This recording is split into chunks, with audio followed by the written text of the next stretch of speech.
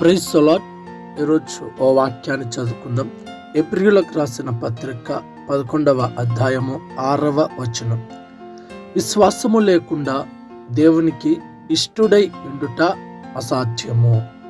నిజమే ప్రియమైన సహోదరి సహోదరుడా, చదివిన వాక్యాన్ని గమనించినట్లయితే దేవునికి ఇష్టుడై ఉండాలంటే, లేదా దేవునికి ఇష్టమైన కుమార్తె కానీ కుమారుడిగా కానీ నువ్వు ఉండాలంటే, లేదా దేవుడు నిన్ను ఇష్టపడాలంటే నీలో ఉన్న క్వాలిటీ లేదా నీలో ఉన్నటువంటి అర్హత ఏదైనా ఉందంటే ఆ అర్హతే విశ్వాసము. నిజమే, ఈ రోజులలో విశ్వాసము ఎవరిలైతే ఉంటుందో వారినే దేవుడు ఇష్టపడతాడు, వారినే దేవుడు ప్రేమిస్తారు, వారి కొరకే దేవుడు అనేకమైన సహాయాన్ని అందిస్తాడు. కాబట్టి దేవుని యందు నువ్వు విశ్వాసము నమ్మకము కలిగి జీవించు. నిశ్చయముగా ఆయన నిన్ను ఇష్టపడునుగాక.